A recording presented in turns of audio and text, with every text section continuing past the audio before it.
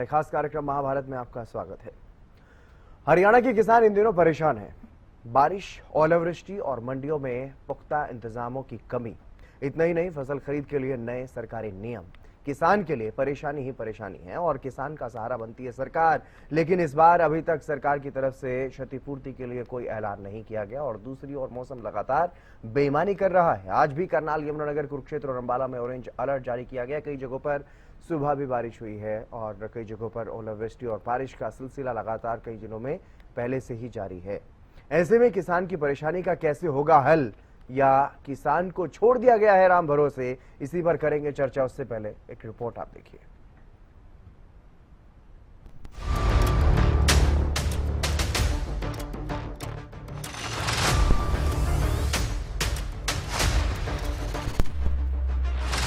हरियाणा के कई जिलों में लगातार बारिश और ओलावृष्टि ने किसानों की मुश्किलें बढ़ा रखी हैं। करनाल, यमुनानगर, कुरुक्षेत्र और अंबाला में आज भी ऑरेंज अलर्ट जारी किया गया है और पिछले कई दिनों से लगातार कई जिलों में भारी बारिश का दौर देखने को मिल रहा है। अंबाला के शहजादपुर अनाज मंडी में कई जगहों पर गेहूं की ढेरियां बारिश में भीगती हुई नजर आई। कुछ जगहों पर तिरपाल डाला गया, लेकिन लगातार हो रही बारिश के चलते ये इंतजाम पर्याप्त साबित नहीं हुए। जिला चरखी दादरी में भी तेज बारिश ने प्रशासन के दावों की पोल खोल दी। खुले में रखा हजारों क्विंटल गेहूं भीग गया। कुरुक्षेत्र की मंडियों में भी फसल बारिश की भेंट चढ़ी। इंद्र के हालात तो और भी गंभीर नजर आए। बेमौसमी बारिश और ओलावृष्टि से गेहूं, सब्जी और हरे चारे की फसल को भारी नुकसान हुआ। सड़कों पर भी कई फुट तक जलभराव नजर आया। भाई सारा गेहूं गिर गया, काटता शीर्ष में पानी भर गो, ये काटन भी ना पा रहा, ना मंजूर आ रहा, कोई भी ना आ रहा काटांगा जब ये भाई ना रहे कोई काटन नहीं। कैसे झुंडी पाटते तेरी हमने भी नुकसान है झुंडी पाटते से इवन के खाएगा, ना आदमी खा सके ना डंगर खा सके। एक तरफ जहां किसानों को भारी नुकसान का सामना करना पड़ रहा है, तो वहीं किसानों के मुद्दे पर सियासी घमासान भी देखने को मिल रहा है।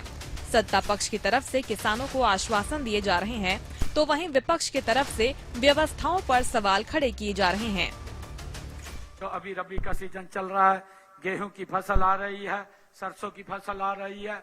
हमारे विपक्षी साथी झूठ फैलाने का फिर काम शुरू कर दिया कि भाई यहाँ पर ये उनको गेट पास लेना पड़ेगा, गेट पास में दिक्कत आएगी। साथियों, मैं आज महम की इस ऐतिहासिक भूमि से आप लोगों के बीच में कहना चाहता हूँ, एक भी किसान को मेरी सरकार ये दिक्कत नहीं आने देगी। एक एक दाना मेरे किसान का खरीदने का काम ये हरियाणा सरकार करेगी। किसान को दिक्कत ही दिक्कत है जो इन्होंने अडॉप्ट किया है। मेरी फसल मेरा ब्यौरा से लेकर फिर गेट पास लाओ, फिर बायोमेट्रिक कराओ, ना बारदाना है, ना टाइम पर पेमेंट आती है। तो ये बात जो है ना, हर कदम सरकार का फैसला वो है जो किसान को मजबूर कर दिया जाए सस्ते में बेचने में। बाहर मंडी से बाहर बेच जाओ, मंडी में आएगा तो उसको पता नहीं, काम ही नहीं बनेगा उसका।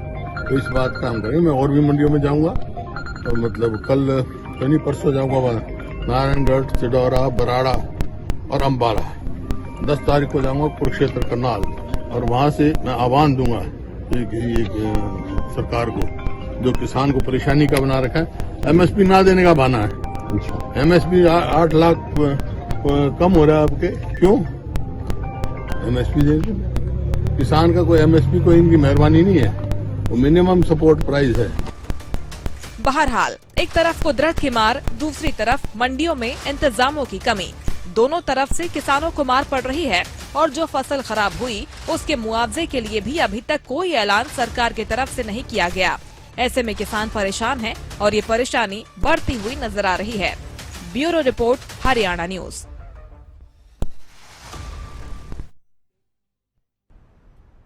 और महाभारत में इसी मुद्दे पर चर्चा करेंगे। हमारे साथ कुछ खास मेहमान भी जुड़ गए हैं, परिचय आपसे करवा देते हैं। रविंद्र सांगवान, प्रवक्ता भारतीय जनता पार्टी की तरफ से हमारे साथ जुड़ गए हैं। वीरेंद्र जागलान जी हमारे साथ जुड़ गए हैं, प्रवक्ता कांग्रेस। और रजत पंजेटा जी, इनेलो के प्रवक्ता, हमारे साथ जुड़ चुके हैं। स्वामीन्द्र जी, भारतीय किसान यूनियन के नेता हैं, प्रवक्ता हैं, वो भी हमारे साथ जुड़ चुके हैं। आप सभी मेहमानों का स्वागत करता हूँ इस चर्चा में। लेकिन शुरुआत तो सत्ता पक्ष से ही कर लेते हैं। रविंद्र सांगवान जी, जिस तरह से किसानों को परेशानी हो रही है, चाहे मंडियों की बात करें, मंडियों में इंतजामों को लेकर के तमाम बड़ी बातें जरूर कही गई, लेकिन इंतजाम पुख्ता नजर नहीं आ रहे हैं। मंडियों में व्यवस्था चरमराती हुई कहीं ना कहीं नजर आ रही है। और इसके अलावा लगातार जिस तरीके से बारिश और ओलावृष्टि से किसानों की फसल खराब हो रही है, उसको लेकर के क्या कुछ तैयारी सरकार की, ताकि किसानों को त्वरित राहत पहुंचाई जा सके? नमस्कार जी, सभी दर्शकों को प्रणाम, और हमारे सभी जो प्रवक्ता साथी जुड़े हैं उन सभी को नमस्कार। हितेंद्र जी, जैसा कि मौसम विभाग ने पूर्व अनुमान लगा दिया था, बता दिया था, 2 दिन मौसम हरियाणा के अंदर बहुत ज्यादा खराब रहा और उसके कारण फसलों पर कहीं कहीं नुकसान हुआ है। लेकिन आज राहत की बात है कि अब आने वाले समय का जो मौसम है वो हमारे अनुकूल है और उसके अंदर फसल की हमारी जो कटाई है वो कल से चल जाएगी। और मैं बताना चाहूंगा कि जिस प्रकार पिछले महीने के अंदर जो फसलों के अंदर और तूफान से जहां जहां नुकसान हुआ है उसकी स्पेशल गिरदावरी के आदेश दे दिए गए थे और उनकी गिरदावरी चल रही है। और इस समय के अंदर भी जैसे 2 दिन बरसात हुई है, इस बरसात के अंदर भी जो नुकसान होगा उस नुकसान को मुआवजे के अंदर कवर किया जाएगा। और उसके अलावा जिस प्रकार से हमारे सभी कृषि मंत्री जी, हमारे खाद्य एवं आपूर्ति मंत्री जी और मुख्यमंत्री जी किसानों से मिल रहे थे और उन किसानों ने भी जो जैसी डिमांड रखी थी कि एक तो जो नमी है और एक जो दाना है डैमेज है उसके अंदर कुछ छूट मिलनी चाहिए, उसके लिए भी हरियाणा की सरकार ने केंद्र सरकार को पत्र लिख दिया है और उसमें भी हमें राहत मिलेगी। और हितेंद्र जी, मैं आपको बताना चाहूंगा कि हमारे पास पर्याप्त व्यवस्था है। देखिए, जो 2 दिन की बरसात है, इससे पहले जिन किसानों की फसल के अंदर नमी थी वो किसान फसल जो है मंडी के अंदर ले आए थे और उस समय जो वहां पर बरसात हुई, बरसात के कारण कुछ लोगों की फसल उसके अंदर फंसी है और कुछ अव्यवस्थाएं भी रही होंगी। और यदि कहीं पर भी किसी अव्यवस्था के अंदर किसी की कोई गलती होगी, किसी अधिकारी की, कर्मचारी की, तो उसके खिलाफ भी कार्रवाई की जाएगी। इसके अलावा हमारे पास देखिए हितेंद्र जी, ये जो व्यवस्थाएं हैं, किसान की जो व्यवस्था है, किसान अपनी फसल को जो हमारा कमीशन एजेंट है, आड़ती है, उसके वहां तक पहुंचाता है। उसके बाद हमारे जो कमीशन एजेंट हैं, आड़ती हैं, और उसके बाद हमारी उस फसल को जो वहां से उसके अंदर कट्टों के अंदर भर जाती है, उसके बाद अपनी एजेंसी का जो गोदाम है वहां तक लेकर के जाते हैं। हमारी एजेंसियों के पास पर्याप्त गोदाम है। जैसी हमारी गेहूं की हमारी यदि 75 लाख मीट्रिक टन और 80 लाख मीट्रिक टन के बीच में आती है तो भी हमारे पास 125 लाख मीट्रिक टन की व्यवस्था हमारे पास हमारी एजेंसियों के गोदामों के अंदर है और वो गोदाम जो है वो वेल मेंटेन्ड है, उसमें कोई दिक्कत नहीं है। पिछले काफी वर्षों से वो गोदाम हमारे पास है, इसलिए उसमें कोई घबराने की चिंता नहीं है। साहब, आपके पास दूसरी सब बात कुछ ये है, आपके पास पुख्ता इंतजाम भी है, आपके पास पुख्ता स्थान भी है, लेकिन व्यवस्थाएं चरमरा क्यों रही हैं फिर?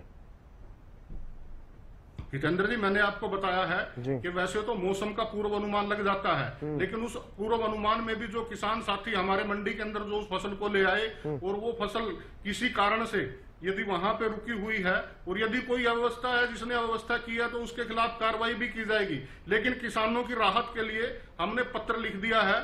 ठीक है, वीरेंद्र जागलान जी, एक तरफ सरकार की तरफ से पुख्ता इंतजाम किए जा रहे हैं, किसानों का एक एक दाना खरीदने का आश्वासन किसानों को दिया जा रहा है, लेकिन आपके नेता लगातार इस तरह की बातें क्या करके क्या भ्रम फैला रहे हैं कि कोई इंतजाम नहीं है, सुचारू तरीके से चल रही है? हितेंद्र जी, सबसे पहले मैं आपको, जागलान साहब, आपके सभी दर्शकों को और मेरे साथी प्रवक्ताओं को मेरी तरफ से और कांग्रेस पार्टी की तरफ से नहीं मिल पा रही है। हितेंद्र जी नमस्कार, मेरी आवाज आ रही है आपको? जी जी। हितेंद्र जी, सबसे पहले मैं आपको, आपके सभी दर्शकों को और मेरे साथी प्रवक्ताओं को मेरी तरफ से और कांग्रेस पार्टी की तरफ से नमस्कार करता हूं। उसके बाद मैं बताना चाहता हूं कि भारतीय जनता पार्टी की सरकार ने जटिल नीतियों से किसान परेशान है। कांग्रेस सरल और पारदर्शी खरीद व्यवस्था चाहती है। अभी मैं सुन रहा था, हमारे किसान संगठनों ने घोषणा भी की है कि 11 तारीख को 11 से 4 बजे तक वो नेशनल हाईवे को जाम करेंगे। हम कांग्रेस पार्टी और किसान संगठन मांग करते हैं एमएसपी पर कानून बने, किसानों के कर्जे माफ हो, आर्थिक सुरक्षा मिले, फसल खराब होने पर मुआवजा मिले, मंडी में सरल खरीद व्यवस्था हो, किसानों की आवाज को सरकार सुने। युवा जो खेती से दूर होकर के विदेशों में पलायन कर रहा है, खेती के लिए सरकार ऐसी नीति लेकर आए कि वो पलायन ना करे। और हम बात करें आज की विषय पे हितेंद्र जी, तो आज जो हरियाणा सरकार ने समय दिया है 6 बजे से 8 बजे तक का समय दिया है मंडी के अंदर अनाज लेके आने का। जबकि सभी मेरे किसान भाई और हम सभी जानते हैं कि किसान जो अपनी फसल काटता है, मंडियां खुली हैं, किसान किसी भी समय फसल लेकर के आ सकता है। वो किसान रात को फसल काटता है 6 बजे से 8 बजे तक इन्होंने टाइम दिया। उसके बाद उठान होने पर 24 घंटे फसल लेकर के कभी भी फसल लेकर के किसान मंडी के अंदर आ सकता है। ठीक है सांगवान सांगवान साहब, आप डिबेट की मर्यादा समझिए, मुझे अपनी बात पूरी करनी दीजिए, फिर आप बोलिए। मर्यादा गलत बोलने से नहीं होती। यदि आप गलत बोलेंगे, यदि आप किसानों को गुमराह करने का काम करेंगे, आपको भी पता है, किसानों को गुमराह नहीं कर रहे, सभी को पता है। किसानों को गुमराह आप लोग कर रहे हो। आपके खिलाफ किसान आंदोलन कर रहे हैं, आपके लिए जागलान साहब व्यक्तिगत होने की जरूरत नहीं है, मेरे पास और भी 2 मेहमान हैं, मुझे उनके पास भी जाना है। आप अपनी बात जल्दी से पूछ लीजिएगा। हम अगर उठान की बात करें, उठान पे हरियाणा सरकार ने 3 आदमियों के साइन कंपलसरी कर दिया, गवर्नमेंट एजेंसी, ट्रांसपोर्टर और सेक्रेटरी मार्केट कमेटी। अगर इनमें से एक भी नहीं हुआ तो उठान नहीं होगा। पिछले साल 80 लाख टन गेहूं की फसल खरीदी गई, अब की बारी उन्होंने 72 लाख टन कर दी, 8 लाख टन कम कर दी पहले से। 48,12,000 एकड़ फसल पोर्टल के ऊपर दर्ज हुई है, 9,50,000 किसानों ने दर्ज कराई है। 20 लाख एकड़ फसल जो है वो मिसमैच है, उसके ऊपर ये कोई कार्रवाई नहीं कर रहे। उसके बाद भी हम आगे बात करें, किसान की गेहूं की फसल उठाने के लिए 2,80,000 गांठ बारदाना चाहिए। हरियाणा सरकार ने आज तक 1,20,000 गांठ बारदाना खरीदा है, जो कि 1,60,000 गांठ कम है। जब हमारे पास बारदाना नहीं होगा सरकार के पास, तो उठान कैसे होगा? उठान नहीं होगा तो नई फसल कैसे आएगी? कोई कमी नहीं है जागलान साहब बारदाने की। ठीक है सांगवान साहब, आऊंगा ना आपके पास जी, जल्दी से। उसके बाद हम बात करें, बारिश के कारण फसल भीग गई है, और ये नमी का नाम लेकर के आप न्यूज़पेपर देख लीजिए, चरखी दादरी के, हिसार के। ठीक है, तस्वीरें भी दिखा रहे हैं सर, न्यूज़पेपर देखने की कहाँ जरूरत है, प्रत्यक्ष को क्या प्रमाण की जरूरत है? रजत पंजेटा जी, आपको क्या लग रहा है, क्या वाकई किसानों की परेशानी को बढ़ाने का काम सरकार कर रही है, या जो बातें कही जा रही है कि एक दाना खरीदेंगे सरकार के साथ, सरकार पूरी तरह से किसानों के साथ है, उसमें कुछ दिखाई दे रहा है आपको? पंजेटा साहब केवल देखिए, हितेंद्र की आवाज आ रही है आपको? जी। केवल चुनावी भाषण होता है ना, जिस तरीके से भाषण और झूठे आश्वासन सिर्फ इस ट्रैक के ऊपर ये काम कर रहे हैं। ये तस्वीरें कोई आपका चैनल दिखा रहा है, उसमें मैं साधुवाद देता हूँ, और सभी चैनल जो हैं और जो जागरूक पत्रकार भाई हैं हमारे, बहुत से चैनल जो तस्वीरें दिखा रहे हैं और जो किसानों की आप बीती दिखा रहे हैं, उससे कोई वास्तविकता का कोई दूर दूर तक, जो यहाँ हर बात पर बड़ी जोर जोर से सांगवान जी बातें कर रहे हैं, बारदाने की कमी नहीं, 24 घंटे से आओ, ये शर्त जो थी रात को नहीं लेके आ सकते 8 बजे के बाद, ये शर्त भी इन्होंने लगाई थी। उसके बाद खरीद 1 तारीख, आपने कहा कि हम 1 तारीख से खरीद शुरू कर देंगे, तो आप बताइए कि ये 1 तारीख से आज 8 तारीख हो गई, अभी तक खरीद नहीं हो रही जिस तरीके से होनी चाहिए थी। ये कह रहे हैं पर्याप्त गोदाम है हमारे पास, तो उसकी चाबी कहाँ खो गई? अगर आपको पता था कि बरसात आनी है, और आपको सभी को पता था, और कल से बरसात हो रही है, हरियाणा के कोने कोने से ऐसी खबरें आ रही हैं, ऐसे दृश्य आ रहे हैं, और आज भी जो है डिस्ट्रिक्ट यमुनानगर, करनाल के अंदर, कुरुक्षेत्र के अंदर ओलावृष्टि तक हुई है, तेज बारिश तक हुई है। तो ये जो गोदाम की ताले लगा रखे हैं, इसकी चाबी होगी, या ये जो 7 दिन के अंदर उठान हो सकता था, फसल बिक सकती थी किसान की, जो आप जानबूझकर नहीं खरीदना चाह रहे, क्यों मंडियों के अंदर आपने बुरा हाल कर दिया? अभी मैं एक तस्वीर देख रहा था, एक बहुत ही बुजुर्ग थे और वो अच्छी तरह चल भी नहीं पा रहे थे, और सहारे से उनको सिर्फ बायोमेट्रिक्स के लिए जबरन घसीटा जा रहा है सरकार द्वारा। किस तरह किसानों को और तंग किया जाए, किस तरह परेशान किया जाए? अरे भाई, क्या बिगाड़ा किसानों ने आपका? यहाँ बैठ के हर बात के ऊपर एक भाषण वाला जवाब दे देंगे। मुख्यमंत्री का ये नहीं पता कभी बंगाल में है, कभी पंजाब में है, अपने स्टेट के अंदर क्या हो रहा है आपको वास्तविक, आप धरातल के ऊपर आपको जमीनी हकीकत ही नहीं दिख रही है। हमें बड़ी कमाल की बात है, आप यहाँ हर बार मैं आपसे डिबेट पूछ के नहीं बताया कि 3 व्यक्तियों को ऑथोराइज कर सकता है, वो मंडी में आने की किसान की जरूरत नहीं है, अपने 3 व्यक्तियों को ऑथोराइज कर सकता है। सांगवान साहब, मैं आ रहा हूँ आपके पास, आ रहा हूँ सर, लास्ट में आपके पास ही आऊंगा। एक बार पंजेटा साहब की बात पूरी हो जाए। वो सबको मालूम है कि 3 लोग ऑथराइज हो सकते हैं, जरूरी नहीं है किसी एक ही को परेशान होना पड़े।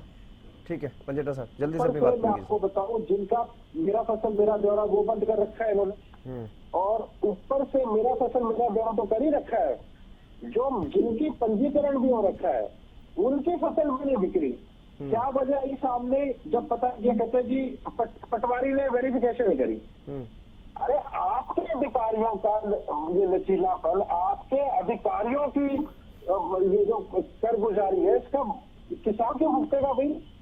अब हर जगह आपको पता है कि लंबी लंबी लाइनें लगी हैं, आपको पता है मंडियों के अंदर आया पड़ा है। आपने बता दिया हमारा तो, हम तो 70-80 हजार के, हम तो 100 तक के ऊपर हम हमारे पास गोदाम है, तो उन गोदामों को ताला क्यों लगा रखा है? ठीक है, चाबी घूम गई है, क्या दिक्कत?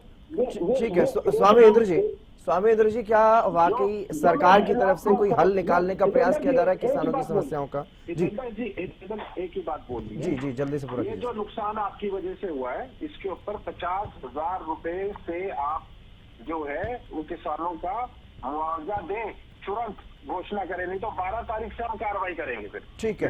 स्वामी इंद्र जी, क्या वाकई सरकार किसानों के साथ खड़ी है? किसानों का एक एक दाना खरीदने की जो बात कही जा रही है, किसानों के हर कदम पर साथ होने की बात कही जा रही है, या फिर राम भरोसे नजर आ रहे हैं किसान? स्वामी इंद्र जी। देखिए हितेंद्र जी ऐसे है जी कि प्रदेश सरकार जो कार्य कर रही है और जिस प्रकार से करना चाहिए नहीं कर पा रही। ये ठीक है, सरकार जो कहती है कि हम दाना खरीदेंगे और दाना खरीदने की सरकार बात करती है, पर मुझे लगता है कि भारतीय जनता पार्टी के अंदर कुछ चाटुकार तरीके के लोग ऐसे हैं जो माननीय मुख्यमंत्री तक पूरी बात नहीं पहुंचा रहे और ना ही वो जो कार्य प्रणाली है वो काम कर पा रही है। आप देख रहे हैं कि अनियमितताएं आपके टीवी चैनल पे हम सब लोग देख रहे हैं, किस प्रकार से अनियमितताएं हमें देखने को मिल रही हैं। और सबसे बड़ी बात, जो अभी तक सरकार द्वारा बारदाना नहीं खरीदा गया पूर्ण रूप से, जितना हमारे को बैग चाहिए, लगभग आधे बैग अभी तक सरकार के पास नहीं है। और मैं देख रहा हूं कि मंडियों के अंदर आने के बाद अनाज का उठाना होना, वहीं जहां एक किसान का नुकसान है वहां राष्ट्र का भी नुकसान है, क्योंकि ये अनाज मेधावी बच्चों के मिड डे मील में जाने वाला अनाज था। ये अनाज उन गरीब गुरबे का था जिसके माननीय प्रधानमंत्री 80 करोड़ जनता को 5 किलो अतिरिक्त अनाज देने की बात घोषणा करते हैं और देते हैं, पर आज वही सड़ा गला अनाज देंगे तो वो लाभार्थी क्या कहेंगे कि हमें कैसा अनाज मिला गया। और आज ये वही अनाज है जब एक देश की सीमाओं पर बैठे हमारे फौजी भाइयों की थाली में पहुंचेगा, निवाला बनेगा, तो हमारे फौजी क्या सोचेंगे कि किसान ने क्या दिया या सरकार ने क्या दिया। ये परचेजिंग FCI की है, फूड कॉर्पोरेशन ऑफ इंडिया की। भारत सरकार इसकी खुद परचेजिंग करने के लिए टेंडरिंग कर रखा है हरियाणा सरकार को कि आप किसान से सोने जैसा अनाज लेके हमें दें। मैं समझता हूं कि सरकार की जो कार्य प्रणाली है, जो निचले विभाग हैं, जो FCI है, हैफेड है, ये जो तमाम जो सरकारी एजेंसियां, जो निचली सरकारी एजेंसियां हैं, इनके जो अधिकारी हैं, ये बहुत बड़ी मुनाफाखोरी, घूसखोरी में लिप्त है। क्योंकि हमने देखा है कि पीछे धान घोटाला हुआ है, उनमें बड़े बड़े अधिकारियों के नाम आए हैं, उनके अंदर बड़े बड़े मिलर्स के नाम आए हैं, बड़े बड़े बफर स्टॉकर्स के नाम आए हैं। तो हम समझ सकते हैं कि ये जो धांधली हो रही है, ये बड़े पैमाने पे ऊपरी स्तर से नीचे स्तर तक आ रही है। अब तो ये कहा जा रहा है ना स्वामी इंद्र जी, जो नए नियम बदल दिए गए हैं, जो नए नियम बनाए गए हैं, अब तो ये कहा जा रहा है ना कि पूरी पारदर्शिता के साथ, ताकि किसानों की फसल की खरीदी हो, उसको जो उठान हो वो भी पूरा वेरिफिकेशन के साथ हो, ताकि पारदर्शिता रहे, इस तरह की घोटाले वाले पहले भी नियम बनाए गए। हितेंद्र जी वही आ रहा था, उनको पहले भी अंदर किया, अब भी करेंगे। सांगवान साहब, मैं आ रहा हूँ सर, सांगवान लास्ट जी कमेंट को आप सुन लीजिए। जब आप बोलते हैं हम भी बड़े धैर्य से सुनते हैं आपको, क्योंकि आप एक वरिष्ठ भाजपा के वरिष्ठ नेता हैं। हाँ, आप वरिष्ठ नेता हैं। जल्दी से हम अपनी बात आप तक पहुंचाने के लिए चैनल पे आते हैं, ताकि सरकार तक आपके माध्यम से और चैनल के माध्यम से हमारी बात पहुंचे, किसानों के नीचे ग्राउंड स्तर पर क्या समस्या आ रही है। हम ये कह रहे हैं कि इतने आपने प्रतिबंध जो किसानों पे लगाए हैं फसल लेने के लिए, कि आप जो है पोर्टल पे आए, आप सत्यापन करें, आप आके बायोमेट्रिक करें, ये तमाम ऐसी चीजें। मेरा कनेक्शन कट गया है। नहीं, आपकी आवाज सुन पा रहे हैं सर?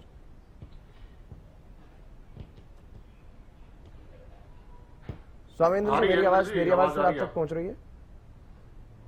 शायद मेरी आवाज उन तक नहीं पहुंच पा रही है। आखिरी कमेंट मैं आपसे लूंगा सांगवान साहब, क्योंकि लगातार जो तस्वीरें सामने आ रही हैं वो चिंताजनक है। वो ये नहीं दिखाती हैं कि आपकी तरफ से पूरे जो इंतजाम की बात कही जा रही थी, प्रशासन की तरफ से जो दावे किए जा रहे थे, वो कहीं ना कहीं फेल होते हुए नजर आ रहे हैं। अभी शुरुआती एक हफ्ता ही है और उसी में इस तरह की स्थिति नजर आ रही है।